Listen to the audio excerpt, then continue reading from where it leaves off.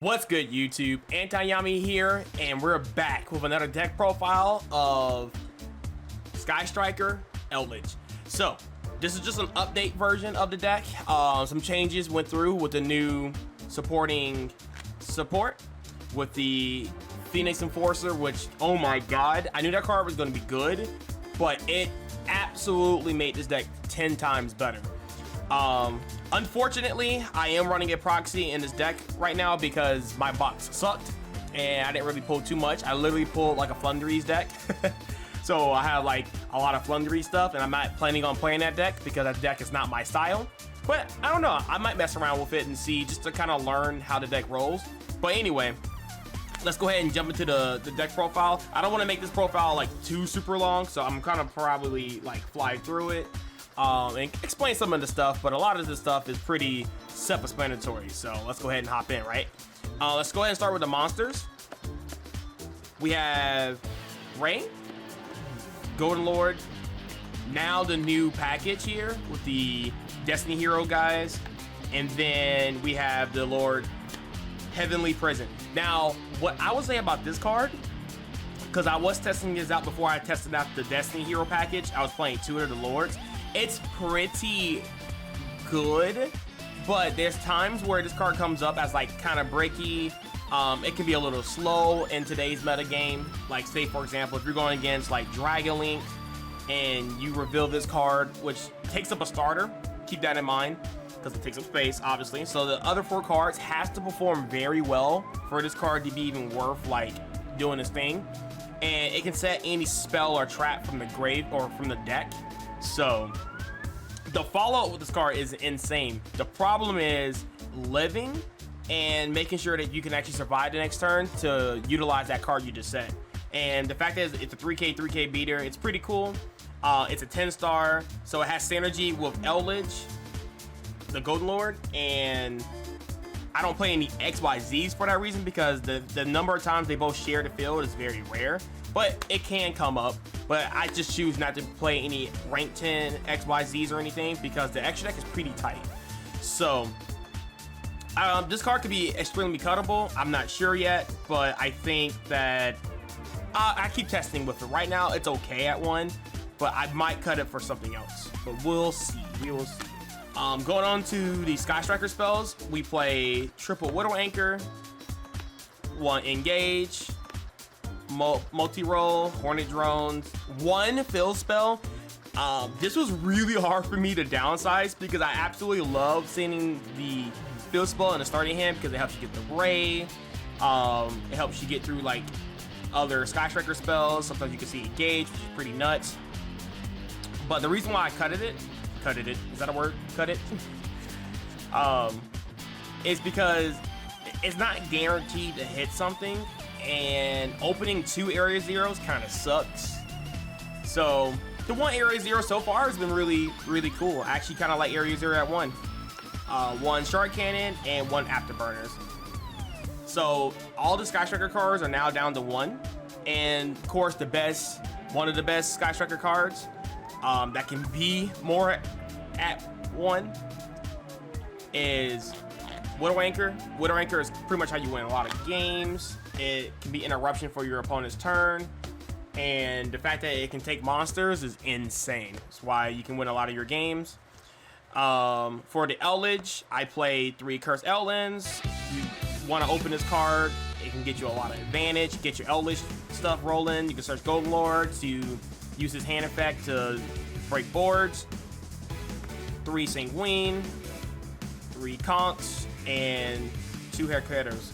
So pretty standard, nothing really crazy here. Nothing added to the Eldlich engine whatsoever or changed, just pretty much standard here.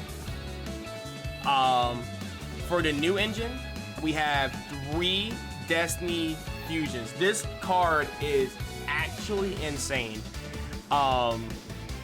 Destroy Phoenix as a card itself, it's just like the deck, what this deck really focuses on is how the boss monsters of the deck kind of keeps recurring, right?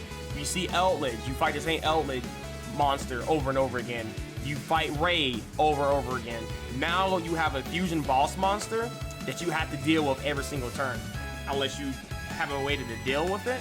But not only that, but the break of the deck, these two guys, they act as a pot of greed and as a monster that you can summon on your draw phase, which has came up because I actually top deck a Golden Lord, because for some reason I love top decking Golden Lord. I don't know why, but he loves to be on the top of my deck, and summoning him for free is pretty cool. There's been times where I top deck a Ray and I went from there, and this is really cool not to just utilize your normal summon.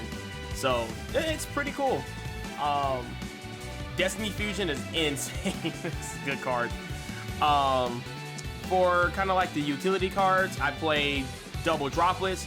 This went from 3 to 2 because now with the Fusion Destiny package, I had to drop like 5 cards.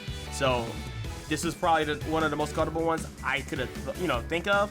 It might actually be 3 by dropping Sky Prison, but let me just test with more Sky Prison first. So far, I thought the card would be really, really busted, and turns out it's not like super insane. So we'll see about that. Call by the Grave, reinforcements on the army. I also cut it Upstart, which is really hard to cut, by the way, because of the Skystrikers. Every time I play Skystrikers, I always have an Upstart because it's like a spell in the grave, consistency, but it was really hard for me to cut that. But honestly, if you don't see Upstart, you don't really think about it, which is crazy. And no terraforming because area 0 to 1, so I didn't want to have area 0 and it top deck a terraforming and it'd be pretty dead. And plus with the Fusion Destiny package, you add more follow-up to your next play because you can draw 2. So the Upstart and terraforming is area 0 is searchable, so it is what it is. Triple impermanence, I still want to have reactions to my opponent if they happen to go first. And I know this is kind of surprising, I do not like Strike at 2. It just feels wrong. I feel like if you play Strike, it should be at 3.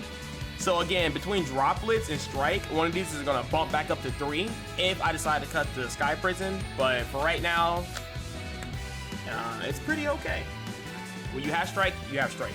So going on to the extra deck, we're going to start with the Skystriker stuff. We have one Hayate. This also got cut for the one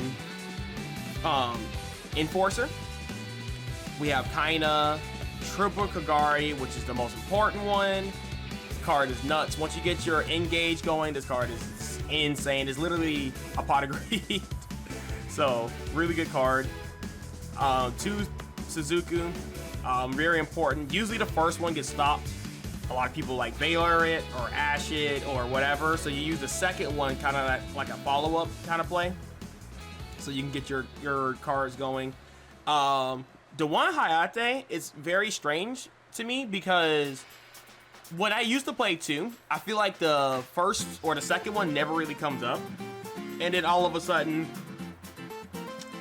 it just kind of felt like you sometimes want to see 2, but a lot of the times you don't really need it. If you play correctly, you don't really need the second Hayate.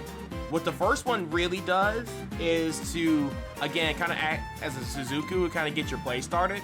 So you can make your Kagari more alive, right? But if it gets stopped, that's it, So it's kind of tough. So hopefully if they stop your Hayate, they don't stop your Suzuku. And then your Suzuku should get like a free search. But if they have disruption for these 2, it can be pretty troublesome to get your Skystriker package going. But a lot of times they don't really disrupt both of them. So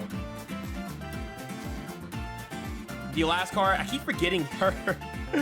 But Zeke is amazing. Obviously we don't need to talk about it. It's really cool. I wish I could play 2 because the card really is really sick. But 1 is just enough. For the pretty much like the generic links, you have the Link Spider because you're playing Eldlich, it comes up. Lina, you're also playing Eldlich. Most of your deck or your cards are lights, and your opponent normally plays a light in her deck, so you can always take.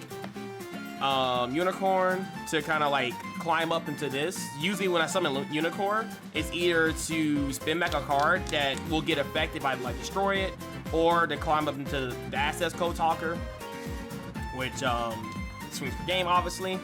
And since you have so many different colors in your deck, because you have like the Zeke for the dark, water for Suzuku, Kagari for fire, wind, earth, you know, you have Lina for the light, you know, so you literally have 6 pops.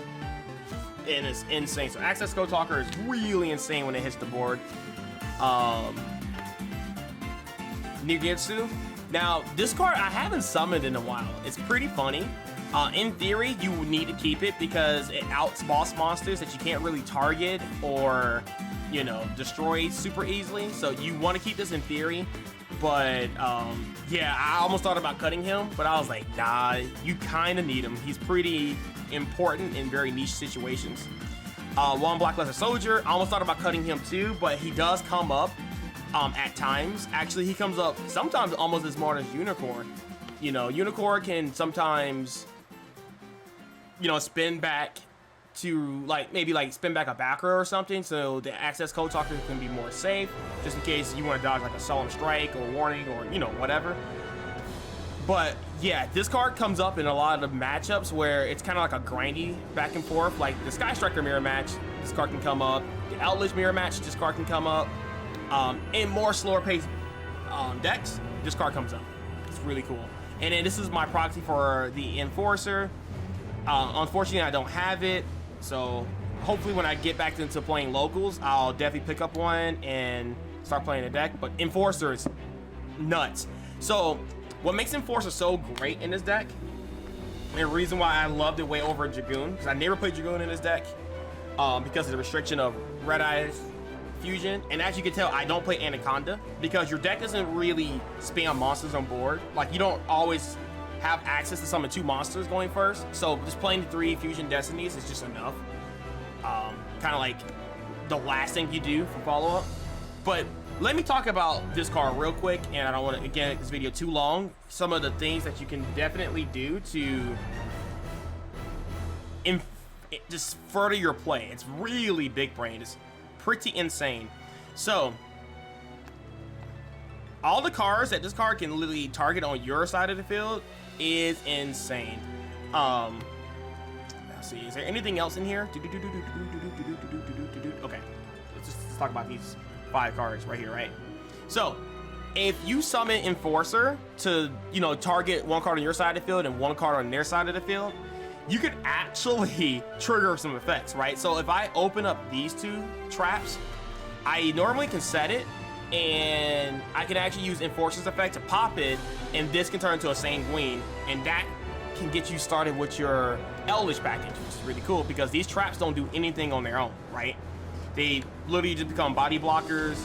You hit the graveyard, and then on your following turn, like, they become something, but that could be a little slow. So Enforcer actually kind of speed the process up a little bit, which is really cool.